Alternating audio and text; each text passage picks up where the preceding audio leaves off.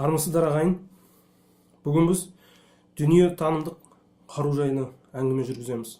Сонымен дүние танымдық қару деген ол әлемдегі ең мықты қару.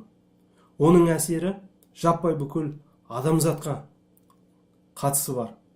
Тек қана бір халық емес, тек қана бір мемлекет емес, жалпы дүние жүзіндегі адамзаттың бәріне тиесілі. Сонымен оның мықтылығы неде деп сұрақ қойса, қараңыздар, мына айналадағы дүниеге қатысты әр адам өзінің түйінісін жасайды, қорытындысын шығарады. Болып жатқан оқиғаларға өзінің ойындағысын ойлап, бір іс қимыл жасайды. Сол іс қимылына қарай нәтиже алады. Міне сол нәтижесіне қарай кез келген адамның осы дүниеге қатысты түсінігін көріп білуге болады. Егер кез келген адамға бала кезінен осы дүниеге қатысты сана сезімін қиқас, қате қалыптастырса, онда ондай адам үнемі өмір бойы іс қимылын қате ойлармен істейтін болады.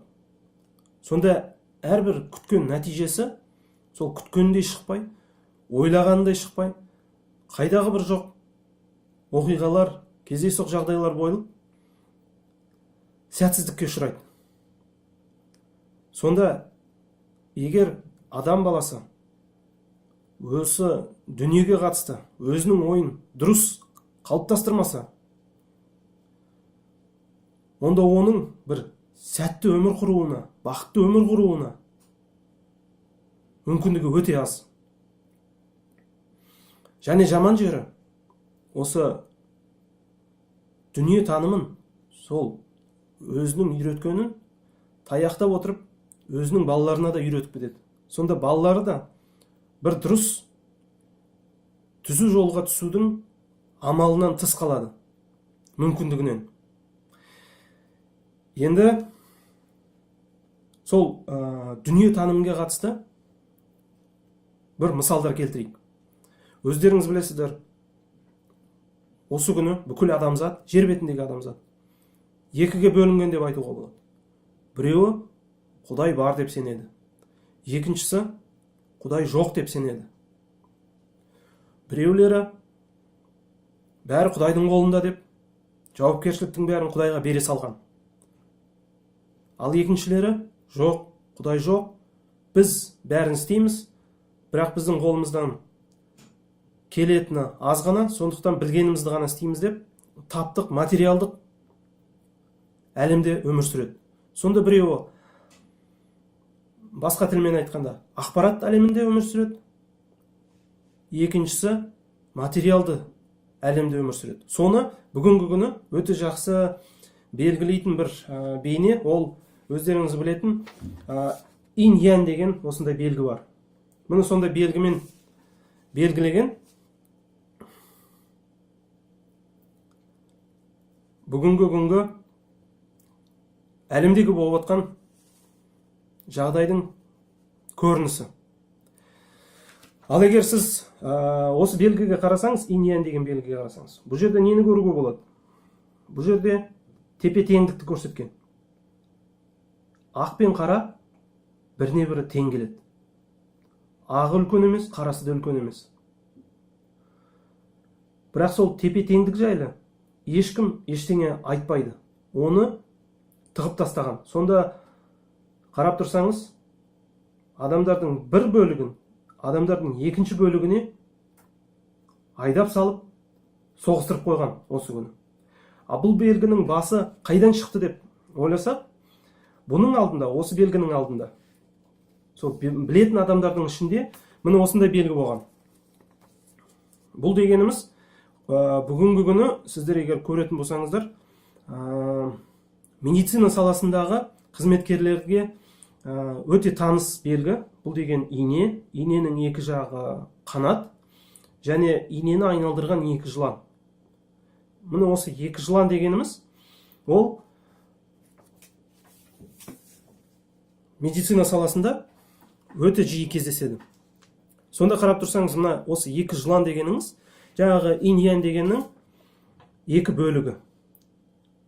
Бірақ егер сіз осы суретке дұрыстап қарасаңыз, осы суреттің ортасында ине тұр. Иненің екі жағында қанаты бар. Ең бастысы осы бейнеде иненің басы бар. Сонда қараңыз, иненің басы бар дегені ойланатын біреу бар. Сол ойланып тұрған біреу екі жыланды, біреу ақпарат, біреу материалдық әлем, екеуін тең ұстап тұр. Ешқайсына басын жүргізбейді. Және қарап тұрсаңыз, жыланның құйрығы төменгі жағында кішірейтіп көрсетілген. Сосын өсе келе жыланның айналым көлемі үлкейе береді. Демек, бәрі кез келген даму биттей заттан басталады дегеннің белгісі. Ақырын, ептеп, әрбір қадаммен мына екі жылан бірін-бірі айналып, бірдей теңестіріліп, көтеріліп барып, жоғары шығады. Сонда сіз дамуыңыз, әр адамның дамуы, осы екі жылан тәрізді. Екі жақты да тең ұстап, ақпарат пен материалдық әлемді бірге ұстап, сіз тәжірибе жинайсыз. Өзінің мөлшерімен жинайсыз. Енді міне жинап келіп, талай тәжірибені жинап, және қарап тұрсаңыз, бұлар үлкейіп келе жатыр. Демек, уақыт өткен сайын ақпараттың басын және материалдың басын көбейтіп отыру керек. Бұл бір қалыпты болмай, көлемі өсіп тұру керек. Міне осы дамудың ең басында сіз жыландардың басына жетесіз. Тек осы екі жыланның басын тең ұстап тұрсаңыз ғана, онда сіз ең жоғары сатысына көтерілесіз. Сонда сізге қанат бітеді. Сонда сіз ала алмайтын биік таулар болмайды. Қалаған арманыңызды да орындайсыз. Алдыңызға қойған мақсатқа да жетесіз. Тек осы екі заттың ортасына мөлшерлеп, өлшеуін, шамасын қарап, іс-қимыл жасау керек. Біреуін екіншісінен асырмау керек. Бұл енді ежелгі Мысыр елінден қалыптасқан келген белгі. Одан бері біраз зат өзгерді де, өкінішке орай, осы әп-әдемі белгі бүгінгі күні басы жоқ, екі жағы тең, бірақ екі жағы тең болғандықтан бір-бірімен арпалысып, тоқтаусыз соғысумен келе жатқан белгіге айналды. Сонда қарап тұрсаңыз, ақпарат пен материалдық өмірді, әлемді бізге беріп қойды, ал басын алып тастады, мөлшерін алып тастады. Ол туралы Құран кәрімде осылай жазылған. 25 сүресі, Фурқан сүресі, 2 аят. Соны оқып берейін сіздерге. Көктер мен жердің патшалығы оныкі. Ол ешкімді бала қылып алмады да, оның патшалығында ешбір ортағы жоқ. Сондай-ақ әр нәрсені жаратып, оның өлшеуін белгіледі. Міне қарап тұрсаңыз, әр заттың, кез келген іс-қимылдың өзінің өлшеуі болады. Егер сол өлшеуін қадағаламаса, онда әрбір істің нәтижесі оңды болмайды. Енді сол сөздің дәлелі ретінде сіздерге тағы да бір мысал келтірейін. Сол өлшеуді білудің, түсінудің керектігін анықтау үшін. Міне қараңыздар. Біз екі аспазшыны шақырамыз.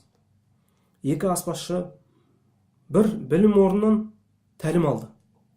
Оқыған кітаптары бірдей, жасы бірдей, бір өңірден шыққан, бір тілі, бір діні, бір мәдениеті. Екі жігітке, аспазшы жігітке, бірдей тамақ дайындау мәзірін береміз, рецепт.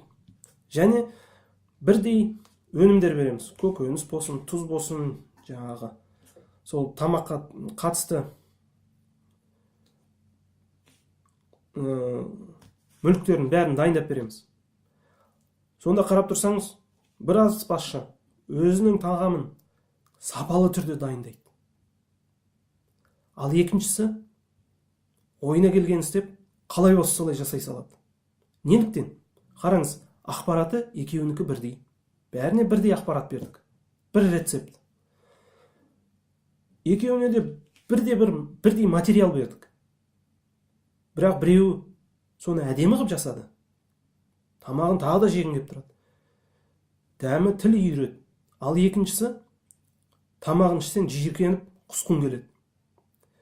Міне тура солай, мысалы, сәулетші үй салдырады. Екеуіне де үйдің проектісін, жобасын бірдей қылып бересің. Бірдей жер көлемін бересің. Бірдей адам, техника, бәрін бірдей қылып бересің. Бірақ біреуі бір үй салған кезде сәулетші сапалы, әдемі қылып салдырады. Екіншісі көп ұзамай салған үйі құлап қалады. Неліктен? Өйткені мөлшерін есептемеген. Ал сол мөлшер туралы, сол мөлшерін білу туралы, сол мөлшерін қадағалап анықтау туралы осы әлемде бүгінгі күні қайбір мекемеде үйретіп жүр екен. Кім кімді сол мөлшері жайлы үйретіпті. Қарап тұрсаңыз, қаншама 1000 жылдан астам уақыт бұрын Құран кәрімнің өзінде жазып кеткен. Сондай-ақ әр нәрсенің жаратып, оның өлшеуін белгіледі деген. А бізге осы күні сол өлшеуді, үйренуді ешкім айтып жүрген жоқ. Бұл өте күрделі тақырып. Бұны құпия түрде тек білетін адамдар ғана үйретеді. Ал басқалардың бәріне тек міне осындай белгіні ғана көрсетеді. Қараңыздар. Осы белгімен ақ пен қараны бірімен-бірін соғыстырып, бірін-бірін ит жығысқа байлап отыр. Енді қараңыздар. Мына мөлшер деген қайдан шығады? Жалпы мөлшерін білу дегенді қайдан білуге болады? Егер түбін қазбалап, соны қарайтын болсақ, мөлшер деген адамның жүрегіндегі Құдайдың сыйлап берген бір сезімінен шығады екен. Ол әр адамның ары және ұяты. Егер сіз өзіңіздің арыңызды ардақтай білсеңіз, сыйлай білсеңіз, сол арыңызды түсіне білсеңіз, онда сіз ешқашан мөлшерінен тыс, шамасынан тыс іс-қимыл жасамайсыз. Әрқашанда сізді жаман іске жібермейтін болады. Сонда қарап тұрсаңыз, арыңыз деген сіздің ол Құдаймен бірден бір байланысы. Сізді Құдаймен байланысып тұрған қалың, үзілместей арқандардың бірі сол ар. Ал кез келген мемлекетті билеу үшін, кез келген елді адастырып жоқ қылу үшін, ең алдымен сол халықты Құдаймен байланысынан ажырату керек екен. Егер сол халықты Құдайдан ажыратып, мына арын ұмыттырып жіберсе, басқа бір жылтыр қағаз болсын, жылтыр суреттер болсын, жылтыр қызықтырып небір әңгімелер, кино, тағы басқалармен адастырып жіберсе, және адамның өзі өздігімен Құдайды іздемесе, адасып бітсе, онда ондай халықты кәдімгідей оп-оңай, еш қарусыз, ешқандай басқа да бір тәсілдер қолданбай-ақ жеңіп кетуге болады. Және сондай бұл дүниеде жоғалған халықтар аз емес. Жер бетінен қаншама халықтар келді, тарихтан білесіздер. Қаншасы жоғалып кетті. Неліктен?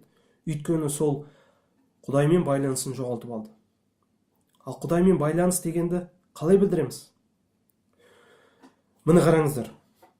Осы күні, жарайды, Құдай жоқ деген материалдық әлемде өмір сүретін адамдарды бөлек қояйық.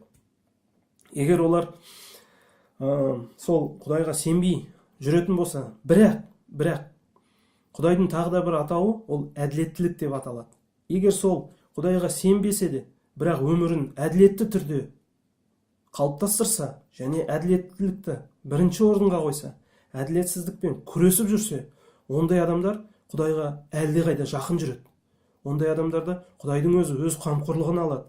Себебі әділдік бар жерде адамдар бақытты өмір сүре алады. Тіпті мейлі олар Құдайға сенбей-ақ та қойсын. Сондықтан Құдайға сенбеймін десеңіздер, онда ең бірінші әділдікті бірінші орынға қою керек. Және сол үшін күресе білу керек. Және өз ұрпақтарыңызды сол әділдікке баулып, әділдікті ардақтап, ар ұятты да ұмытпауға тырысу керек. Ал енді адамзаттың екінші бөлігін алайық. Құдайға сеніп, Құдай бар дейтіндер. Өкінішке орай, оларды да адастырып кеткен. Құдай бар деген сөздің, мен Құдайға сенемін деген сөздің екі мағынасы бар. Оны да біле жүру керек. Өкінішке орай, қазақ тілінде ол екі мағынасы бір-ақ сөзбен белгіленеді. Құдайға сену. Бірақ Құдайға сенудің екі түрі болады. Біреуі мынандай сенім. Мен Құдайға сенем. Құдай бір аспанда бір жерде бар, алыста бізге қолы жетпейді. Және біздей қарапайым адамдарға оның көңіл алып, көңіл қарап, бізге бір іс-әрекетпен көмектесуге оның уақыты жоқ. Сондықтан біз үнемі соған жалбарынып, үнемі соған дұға оқып, бүкіл өмірімізді тек соған бағыштап өтуіміз керек. Сонда мүмкін 100 жылдың ішінде әйтеуір бір қас қағым сәт, бір секунд қана ол өзінің қыр қабағын бізге қара бөлінетін шығар. Міне сонда мүмкін біздің бағымыз жанар. Оған дейін біз үмітімізді үзбей, тек қана табынумен, тек қана дұға оқумен өткізуіміз керек деген қағида. Бұл бір қағида. Бұл бір принцип Құдайға сенудің. Ал енді Құдайға сенудің тағы да бір екінші принципі бар. Ол да сол Құдайға сенудің, қазақша айтқанда Құдайға сену деген сөздің мағынасын білдіреді. Бірақ оның принципі мүлдем басқа. Ол былай. Мен осы әлемді Құдай жаратқанын сенемін. Осы әлемді Құдай жаратты. Мені де Құдай жаратты. Және Құдайдың осы әлемге өзінің жоспары бар. Біз адамдар осы дүниеге соның бір жоспарымен келдік. Және сол Құдайдың шешуімен бізге адамға мүмкіндік, билік берілген. Біз сол Құдайдың жоспарына көмектесіп, соны түсінуге тырысамыз. Және қолымыздан келгенше соған атсалысып, көмектесеміз. Не болмаса, біз соның жоспарына көмектеспейміз. Бұл біздің әр адамның жеке шешіміміз. Және сол үшін, сол қабылдаған шешім үшін, біз өзіміздің жауапкершілігімізді өз мойнымызға аламыз. Бұл деген екінші көзқарас. Егер оны орыс тілімен айтса, біріншісі вера в Бога, ал екіншісі верить Богу. Екеуі де қазақ тіліне Құдайға сену деп білдіреді. Бірақ біріншісі Құдайдың басқа бір жерде бірдеңе істеп атқаны бізге қатысы жоқ, бізге қарайтындай уақыты жоқ деген сөз. Ал екіншісі Құдайдың мүмкіндігі шексіз болғандықтан, ол үнемі әрқайсымызға көңіл бөлуге дайын. Және әр уақытта, әр қас қағым сәтте ол әр адамға өзінің көңілін бөліп жатыр. Өзінің кеңесін айтып жатыр. Тек өкінішке орай біз өзіміздің тәнімізді, өзіміздің сана сезімімізді уландырғанның себебінен және дүние танымымыз қиқас болғандықтан, оның айтып атқан белгілерін, түсіріп атқан аяндарын әзірше түсіне алмай келе жатырмыз. Демек бізге бірінші Құдайдың айтып жатқан сөзін есту үшін, оны түсіну үшін бірнеше қадам жасау керек. Ең алдымен сана сезімімізді, жаңағы алдыдағы бейнелерді айтқандай, сана сезімнің 4 түрі болады. Біреуі хайуани, екіншісі зомби биоробот, үшіншісі сайтани, төртіншісі ғана адам дәрежесі. Міне сол сана сезімді адам дәрежесіне жеткізіп, тәнімізді тазалап, уланған тамақтан, уланған темекі арақтан, уланған басқа да бір заттардан, ең бастысы уланған ойлардан тазалап, Құдаймен диалог жүргізуге талпыныс жасау керек. Егер солай әр адам қимылдаса, онда әр адаммен Құдай жеке сол өзінің басымен, жеке сол өзінің адамымен сөйлесе алады, тілдесе алады. Және ол адам мен Құдайдың тікелей өзара ғана диалогы болып келеді.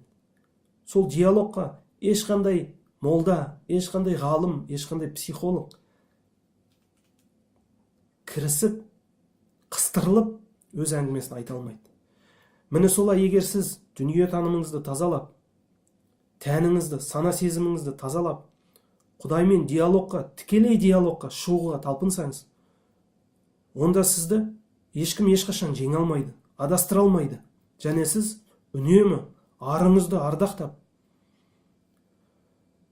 әділеттілікті пір тұтып, қорғап жүріп, мәңгілік бақыт өміріне ие болуға толық мүмкіндігіңіз бар. Міне қараңыздар, егер Құдай әр адаммен, жеке өзімен сөйлесетін болса, онда әр адамның Құдаймен өтіп жатқан диалогы дара болады, уникальный болады. Қайталанбайтындай болады. Өйткені екі адам, бұл дүниеде жоқ, сонда екі адам бүкіл тағдыры бірдей болған. Бүкіл болмысы бірдей болған, тәжірибесі бірдей болған. Демек, әр адаммен Құдай сөйлескен кезде, сол адамның өмірінде болған тәжірибесіне қатысты мысалдар келтіріп, жақсы жағын түзеп жатып, жаман қимылдарын бұзып жатып, үнемі өзінің диалогын, өзінің аяндарын, өзінің кеңестерін берумен өтеді. Және ешқашанда, егер адам өзі Құдайды іздеп, өзі соны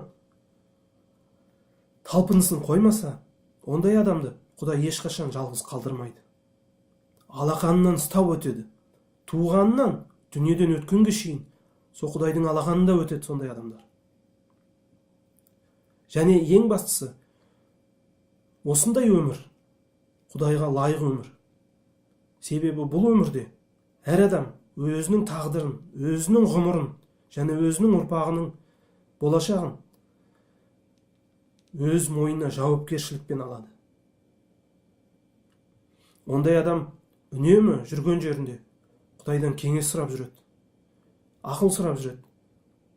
Және сондай адамға Құдай әрқашанда көмектесуге дайын тұрады. Міне, бұл өте көлемі кең тақырып. Алдағы күндері осы туралы басқа да ақпарат беріледі. Ал осымен бүгінше тамам. Дүние танымдық қару деген ол өте керемет қару. Осыны ақпарат ретінде бүкіл әлемге таратып, адамдардың сауатын ашып, кез келген мәселенің шешімін табуға болатынын, бірден бір жол екенін түсіндіріп білсек, біздің болашағымыз мәңгілік болмақ. Осымен сау болыңыздар, сау саламатты болыңыздар. Келесі кездескенше аман болайық. Ағайын.